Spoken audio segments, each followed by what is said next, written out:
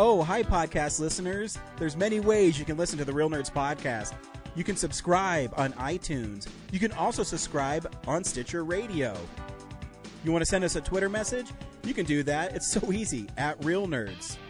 Like us on Facebook, Real Nerds Podcast.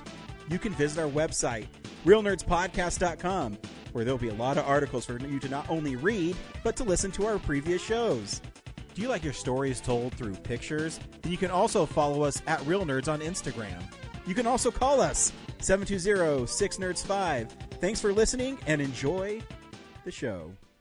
Hey, what's up, everybody? This is Ming Chen from AMC's Comic Book Men. Listen, I have my own podcast. I have my own podcast studio. I don't really care about those. What I really care about is the Real Nerds podcast, the best podcast in the universe, in the multiverse, on all Earths, 616 and beyond. Listen to it. Subscribe right now, and listen to this episode. Listen to all the episodes, but especially listen to the one that I'm on. It might be the best. Thank you, guys. Camera, action! Well, a real nerd knows who shot, and a real nerd can follow the plot, and a real nerd can talk film. I'm sorry. Take it outside. Well, a real nerd knows who shot, and a real nerd can follow the plot, and a real nerd will give it all they got. Lights, camera, action. Real nerds. Welcome to Real Nerds Podcast. Whether you're listening to us on Stitcher or Apple Podcasts or listening to us live on Twitch today, we are unofficially the official podcast of Denver Fan Expo 2022 and beyond. The 2022 version is happening live July 1st through the 3rd at the Colorado Convention Center. We were actually invited by the con to be there. True story.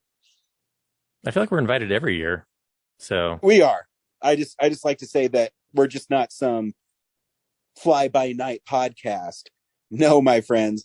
For 10 years plus, we've seen a new movie and podcasted our experience to the world. This week, we saw Morbius. Stay tuned. We will tell you if we recommend the film or not, play the trailer, then spoil the movie. We also have the one big news story of the week and Hollywood's big comeback as we take a look at the box office numbers. Brad, Zach, how are we doing today? Happy First Contact Day. Yeah. First Contact. Nerd! That's right. A real nerd. Yep, that's right. So that means we've made contact with the Vulcans, which means I can enlist in the Starfleet tomorrow? Yeah, That's correct? actually, we're 41 years away from making contact with the Vulcans yet. Oh, man, that's right. You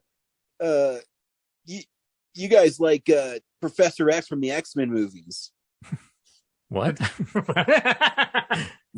No, it just means that I'm just going to go watch the movie for the next 41 years on April 5th. That's a Patrick Stewart reference. I got it. Yeah, I'm not sure what the rest of it was in reference to, but yeah.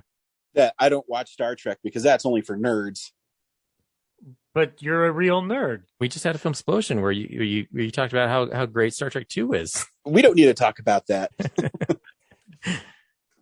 But yeah, happy First Contact Day, which doesn't really figuring into anything real until 41 years from now. I really hope some billionaire does that with all the money they have, is make a Starship Enterprise ready in 41 years. There was that Chinese millionaire who made like his office building shaped like the Enterprise. I don't know if you saw that. No, I respect that though. That's pretty cool. I mean, Hell it's not totally accurate. Like it's close as you can get to being a building while also being a spaceship. But yeah. That's dope. Like if I had money, like that much money, I would do shit like that. You know? Oh man, I don't know what I'm going to do today, and I need a new office. I'm going to make it like the Daily Bugle from Spider-Man. I don't know. That's awesome. The first in line is the Friday the 13th sequel that you'll self-finance and I'll direct. Absolutely. Totally. I mean, that's my $1 billion idea.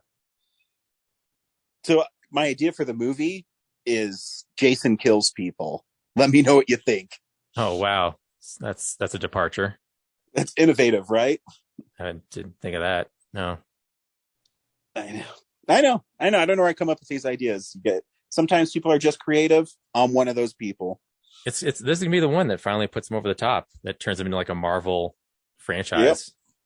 Yep. That's what I should do. You know, all these movies now are bringing back the previous, what do you call it? Legacy characters, I guess. I'm going to have both Tommy Jarvis's, or I guess all three. They'll all be there. They're from different universes, and they use the Necronomicon, which brings everybody together to take on a Jason from each era. Oh man, Camp Crystal Lake multiverse. Yes. So obviously, you know, the Corey Feldman Jason runs. The part 5 Jason is an imposter. The part 6 Jason is a zombie Jason. They have to work together because they each have a strength and a weakness. Man, practically writes itself. It's like the perfect plot it'll be officially the 10th one, right? The 13th, yeah. Or 13th, yeah. And the title, I'm not going to call it Friday the 13th. I'm just going to call it the 13th. Ooh. Getting Telling fancy you. with it. Because the 13th can fall on any day. That's right. And any day you can get murdered. Yeah. Any day there's a chance to be split in half. In this movie, you have 3 times as much of a chance to get murdered. Yep. Ooh. 3 times times the Jason.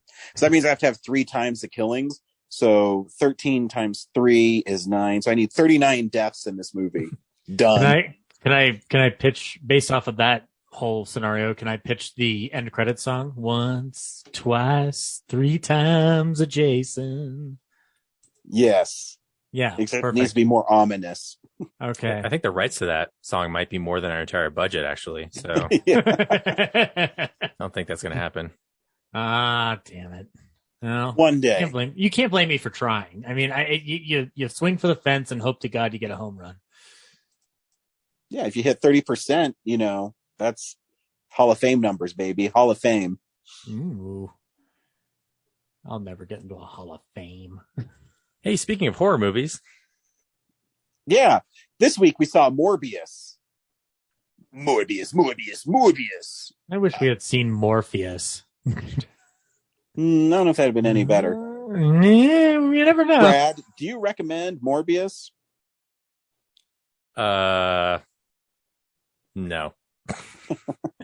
It's not a terrible movie. It's just I wrote on Letterboxd like the perfect encapsulation for me for it was that it felt like a script from a 2000s Marvel movie that got the 2020 special effects treatment. Like I don't know how to explain it. It just felt like watching like Daredevil or Blade or the Fantastic Four. Like the plot was so like the pace was so it jumped around, like just jumped forward constantly, and there was no gravitas to anything that happened. Yeah, it's just blah, whatever. Zach, do you recommend Morbius? Given our letterbox, I guess I was the kinder one of the 3, but no. I was feeling listless throughout the entire film, wondering like, why am I here? Oddly enough, Jared Leto's not the problem for me. It's pretty much everything else. As Brad said, it's a movie that would have come out of the 2000s. It's similar to the disappointment I had with the first Venom. So I'm like sort of hoping that like if they do carry this on, that this is the movie where they work out the kinks, and then in the second one they just decide to go nuts. But yeah, no, I just don't. I find this to be a streaming title at best. So. Yeah, I don't know if I recommend it per se. I don't think it's as bad as some people are saying it is, but you can tell that because it's been delayed so many times that they've had to rework the film because there's some parts in it that just don't make sense and don't add up. And I mean, especially the end credit scenes, which we'll get into. Here's a trailer for Morbius, and you've probably seen it like 1,800 times because it's been delayed 7 times. It was my favorite movie of 2021. Michael, I've known you since you were a child. You have a gift. You always have. If there's an answer to the disease, you'll find it.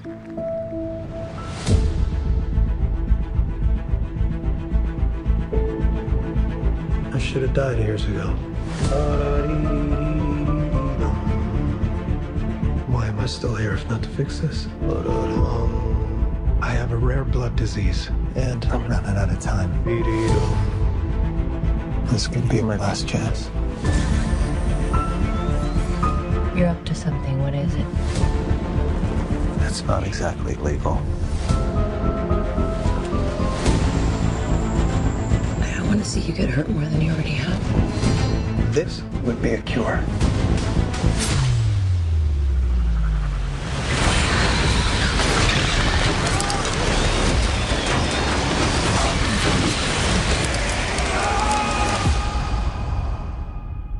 At what cost?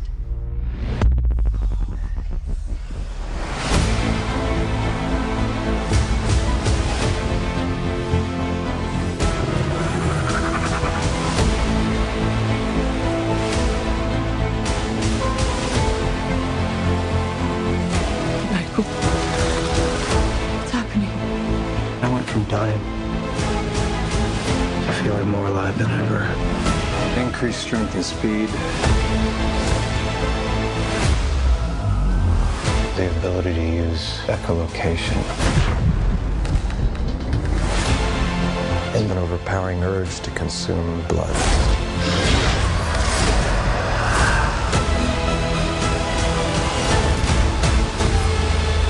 How far are we allowed to go to fix something that's broken? Until the remedy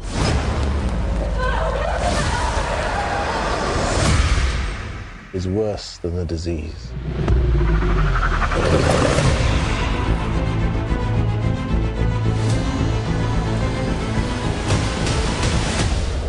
Michael Morbius. Got tired of doing the whole good guy thing, huh? What's up, Doc? Morbius is a film about a biochemist who suffers from a rare blood disease, and he makes it his life mission to find the cure. While he's doing this life mission, he decides to use vampire bats as a Catalyst. idea. I guess, I don't know. In the comics, it's basically the same thing. Michael Morbius is dying from a rare blood disease. He injects himself with some sort of vampire bat serum, which turns him into a living vampire, and he needs to feed on humans to survive. Hey, Ryan, why is it living vampire? Because the Comics Code Authority would not allow dead things in comics at that time. Hey, so Ryan, they had to make... Is the Comic Codes Authority bullshit? Very much so. Okay. So yeah, I think the casting is good. I'm not talking about the performance. I think Jared Leto does look like Morbius. But I don't know, there's sometimes watching the film, I thought the CGI looked really cool. And then other times it just did not look great. And I'm also kind of getting over, and this is me personally, is why don't they put prosthetics on them? Why did they have to be CGI? Mm-hmm. You know, Matt Smith's face and Jared Leto's face, why do they have to be CGI? They look generic. They don't have like a unique identity about them when they're just slapping on a CGI masking. Like it doesn't feel, it feels less cool than it could be. Like, Ryan, is Morbius in the comics, like, does it have horror elements tied to it, or is it kind of just this tone? No, I mean, it is somewhat similar, but Morbius is pretty much an anti-hero where he is a bad guy sometimes, and other times, I mean, he's teamed up with Spider-Man before. I mean, my favorite Morbius story is he bites Spider-Man and it makes Spider-Man hallucinate what's going on around him. I want to see that. My So guess it's is a cool story. with the makeup, it's they're in a rush to start shooting these so quickly that I'm guessing leaving the makeup to CGI just gives them the freedom to hey, we don't have to decide on a look for him right now. We can just start shooting and then figure You're it out probably later. right. I mean, that makes sense. Yeah. I think Matt Smith is fun in the movie. But the rules are really loosey-goosey, you know? You said before, it feels so heavily edited. Yeah. It just feels like there's scenes missing and it doesn't match the trailer most of the time. That whole scene where he goes to the bank vault to create his new lab. And it's why did he sense he's in the coffee shop or whatever, and he senses those two guys doing a counterfeit bill deal, and then that leads him to find a new layer. I know, and it doesn't make any sense. Why are they going to that lady and she says, I don't want it, and they give her a bunch of fake money and they say, oh, you're gonna take this money, and she takes it. I thought he's gonna go there to beat them up, to be a hero. You can't make this lady take counterfeit money, but no, that he just goes there to find their lair. And on the way, he takes a detour and grabs a couple blood bags from some EMS guys who happen to be along the route. So, yeah. And then it goes back, to the abandoned bank vault or whatever thing they go to where they're counterfeiting all the money. And then he beats all them up, and it's not even for heroic purposes. It's just to get a layer. Really? You couldn't just go to an empty warehouse and avoided all this? Yeah. And so he can fly, but he doesn't jump off the building when the cops are chasing him. You know what I mean? Too, is 70% of the movie was him just exploring his powers. Yeah. Oh, I can do this now? Cool. Oh, I can do this now? Cool. And that's where I felt like it was the early 2000s, there's this sense of wonderment of him having these powers, and I don't know, I didn't feel it. And none of them build to the climax. He just finds a new power to defeat Matt Smith at the very end. It's not any of those contributed to him, learning anything to defeat him. It's just cool, I discovered this thing at the right moment at the end. And so how did he turn that one lady into a vampire? I don't get it. That reminded me of Venom, Let There Be Carnage, where that one cop, what happened? He got shot and then just disappeared from the movie. Yeah. So he gets, what happened to that cop? I can't remember. It's so forgettable. Yeah. But she wakes up, and then it's the same vibe. The movie ends and there's two post credit scenes that don't address her. Yeah. Cause the ending seemed really anticlimactic.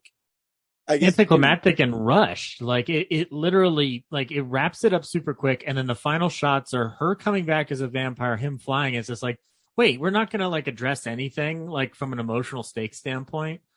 You tried to go for an emotional ending with fighting Matt Smith, and you completely botched that. And then you're just gonna show a quick montage that's poorly put together to wrap this sucker up. It just felt like doing your homework super quick and not caring about the answers being correct, just as you can say you turned it in. Yeah, I don't know.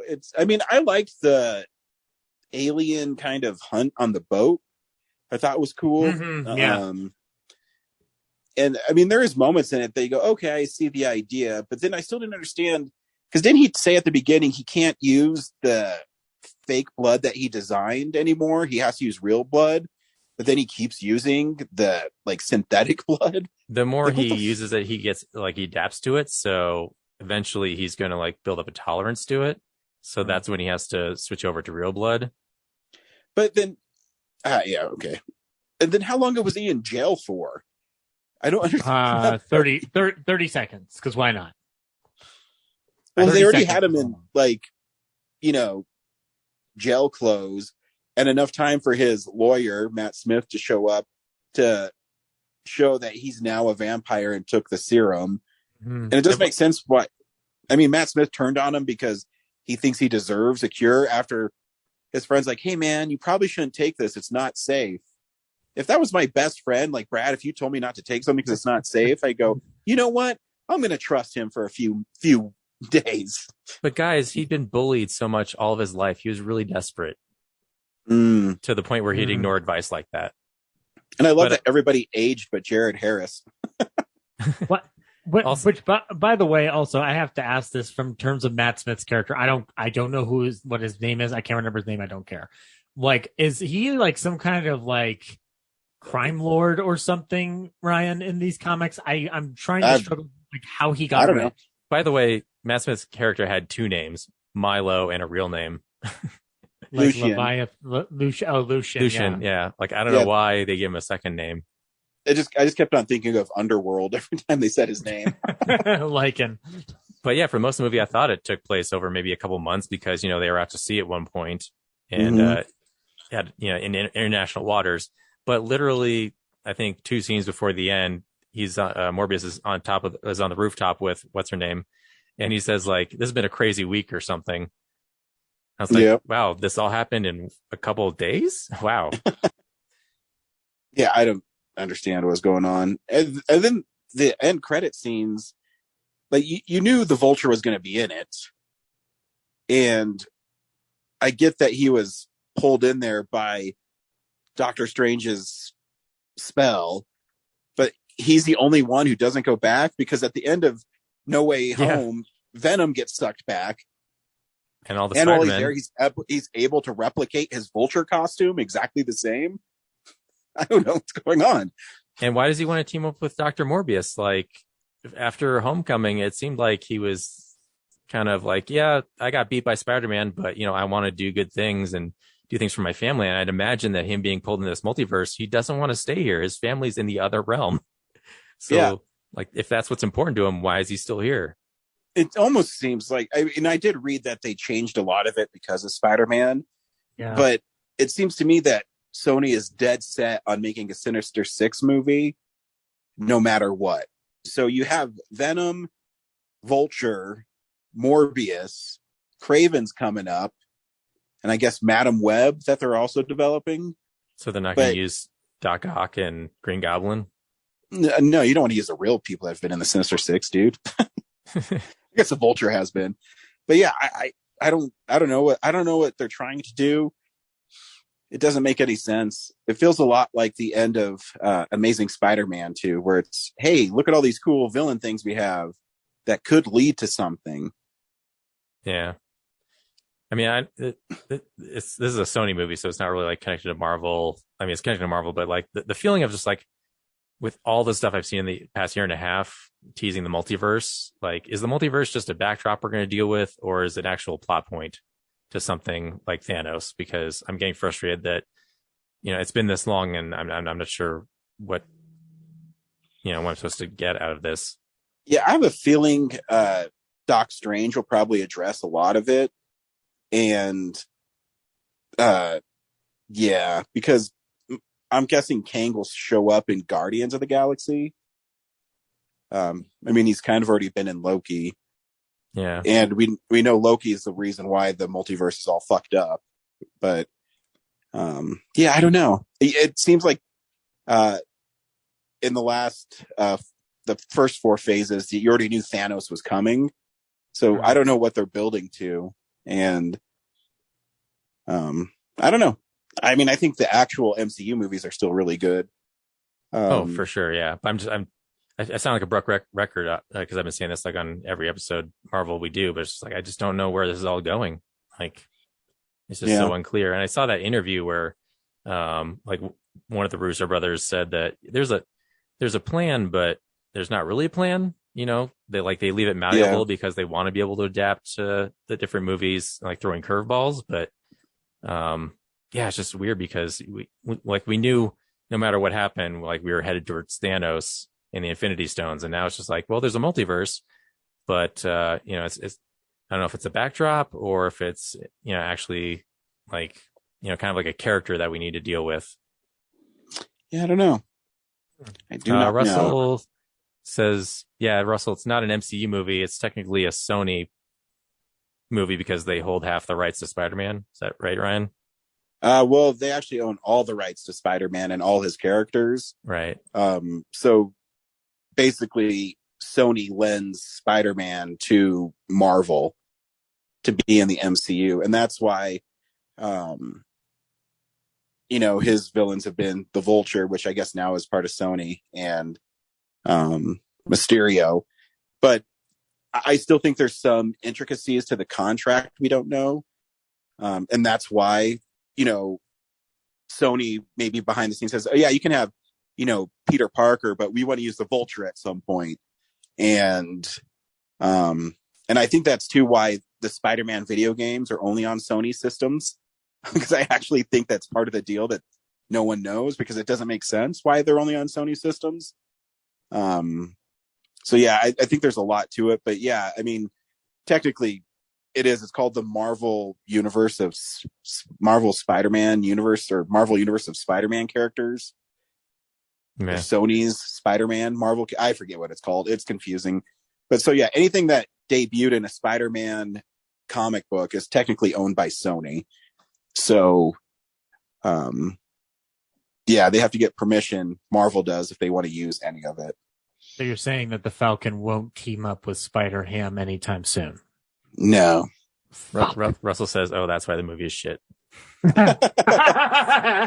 Spot on. Yeah. I don't know. I feel like I'm going to watch it again. I don't know.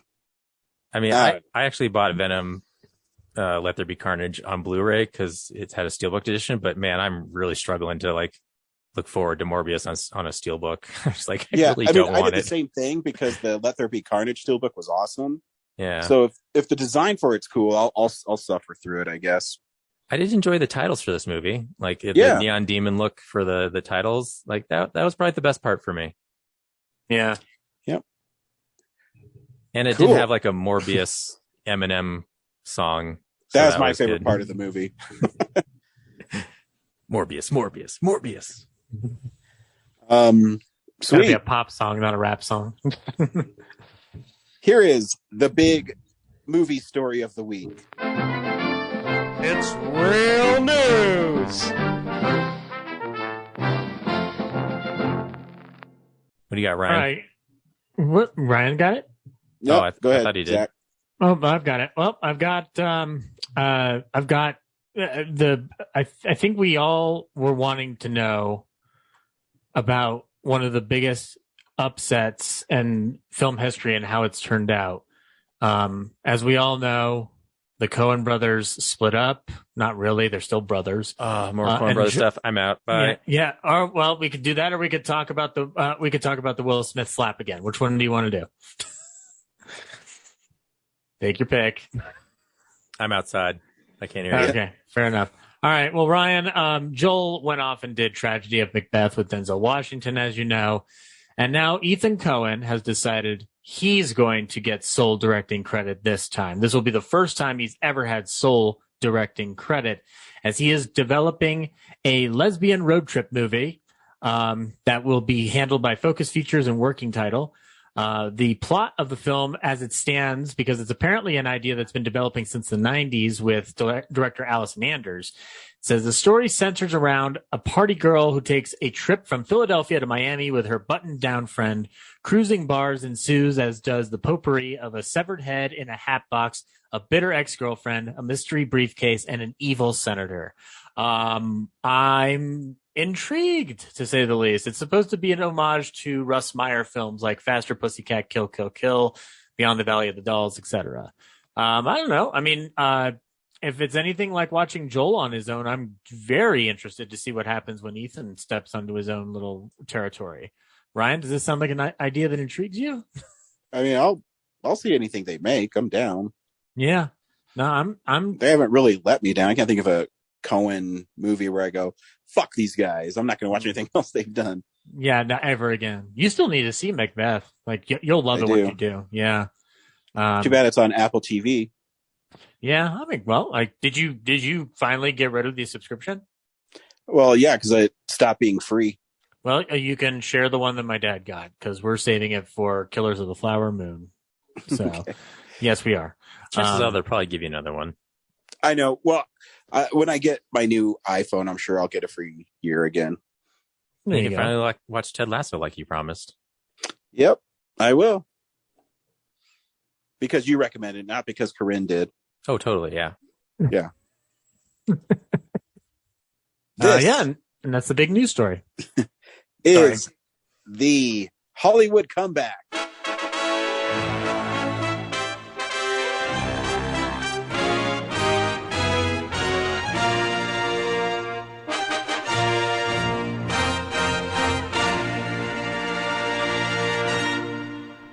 Morbius sank its teeth into the box office this week and sucked out $39 million.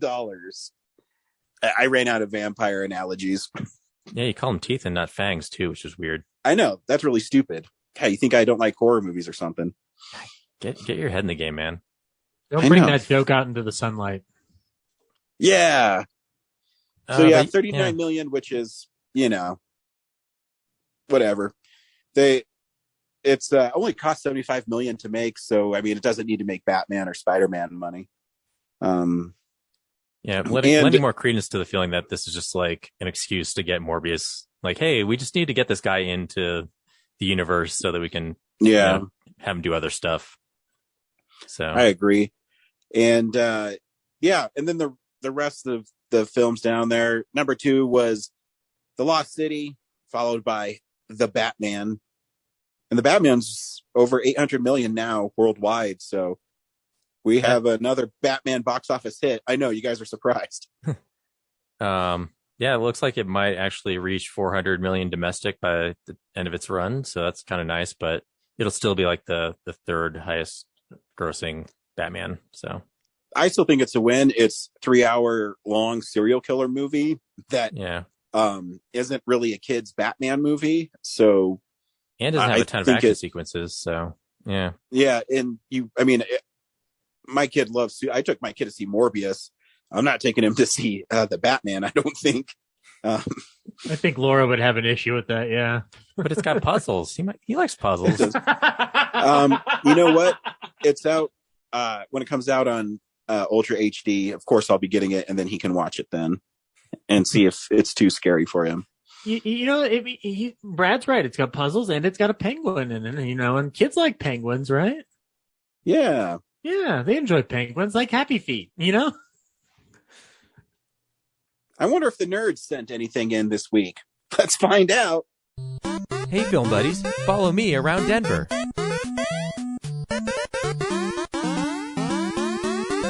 This week at the Esquire, the late night movie is House from 1977, Friday and Saturday, April 8th and 9th at 10 p.m. now. The Esquire Midnights has been rebranded from what I was calling Late Nights to officially Cine Insomnia. So check that out, House, April 8th and 9th at 10 p.m. at the Esquire this week. And in case this episode doesn't get up online timely enough, next week after that is Cats from 2019, April 15th and 16th. So, I don't know if I can do that one again. And then also going around town is, I think I got an email that says Starfest Denver, which is taking place May 13th through the 15th this year, after a 2-year hiatus due to obvious reasons. This might be the last con for them after 45 years. It's taking place at the Hyatt Regency this year and not the Marriott. So yeah, it's a troubling development. Hopefully it's just an April Fool's prank that got delayed. So I'm waiting to. I've inquired and I'm hoping to hear back. But so far, if that email's true, definitely if you love Starfest, make the plans to attend that for the last time. I know I will. So that's what's going on around town. Wow, Corinne, great choice on a movie. I have no idea if she's sending anything. I just preemptively calling her out. Yeah, if she doesn't, I'll cut it out. Oh, I'm just ashamed of myself for sending in an entry where I pantomime the entire thing. It seems to go against the idea of podcasting. So. Yeah, that's a dumb move. You stupid son of a bitch. You dumb bastard. Scooter is a sailboat. You know what? There is no Easter Bunny. Over there, that's just a guy in a suit. Yeah, I called in about a lot of new stuff in the Denver film area. So yeah, Starfest is going away. That sucks. What? Yeah, I got an email last night, and like I figured like, oh, this is maybe like a 4-day late prank, but no one has gotten back to me about it. So I'm going to assume it's a true thing. But yeah, I wanted to get that out there because I know Russell's on there, and he and I and our friend Roger, you know, that was our thing to do in the 90s as nerds, was go to Starfest, and they didn't get an explanation why. I don't know if it's like budget or just trouble booking people or booking hotels, but it just said like after 45 years, we're done. It's been a pleasure. Is it possible that Fan Expo and their acquisition of the Comic-Con is kind of like muscled in a little bit? I mean, maybe they feel like they can't compete. I get that, but I felt like it was still very, you know, they expanded beyond Star Trek in the past 20 years a lot. You know, they incorporated like Harry Potter. Obviously, always had Star Wars, but like Doctor Who, all that. Right. Whereas Fan Expo kind of has everything, including comics, and even Starfest like had their own like mini comic fest. So I remember going to the hotel across the street. Yeah, or parking lot, I guess it was. But you know, I think Starfest was mostly family run, or at least a close friend run. So whereas Fan Expo, you know, is a national business. So maybe it's just, you know, after 2 years off, just feeling the fatigue of doing this for so long. I hope it's maybe just like a rash thing that they're doing. And, you know, after this one, you know, hopefully it's successful. And then they go like, oh, you know what, maybe we're being a bit too hasty. Let's keep doing this. So, but now it's like, I feel like I have to do everything I've never done there now. So, you know, probably have to rent that room and stay all 3 days this time, because it could be the last one. I don't know. But yeah, it's a bummer, because a lot of great memories there. I got a lot of rare action figures there. In fact, I'm looking at one right now. I have Green Goblin Unmasked, which is a Marvel Legends that's really hard to find, that I picked up there. Yeah, I think that was one of our first Instagram posts, was a picture of you finding that. Yep. Super stoked. Yeah. And Brent Spiner and Jonathan Frakes will be at this one, so it's a pretty good Star Trek offering, because I've never actually seen those guys there before. So, and Terry Farrell from DS9. Yeah. So I dropped it in there. Yeah, no, totally. Next week, our movie of the week is Everything. What has? I can't always fuck this up. Everything Everywhere at Once. Thank you. That's our film of the week. So yeah, that should be fun. Yeah, because the dude who played Short Round it's his first movie in something like 15 years or something like that. Nice. I've heard nothing but great things about it. I know. I'm really excited. I did double check that it is playing at all the Alamos, so we'll definitely be able to see it. So yeah, I'm excited. It's a movie I saw the trailer for and I wanted to see right away. Yeah. So until next week, thank you everybody who joined us on Twitch, Russell, and thank you for listening. Bye. Bye. Well, a real nerd knows who shot. A real nerd can follow the plot. And a real nerd will give it all they got. Lights, camera, action. Real nerds.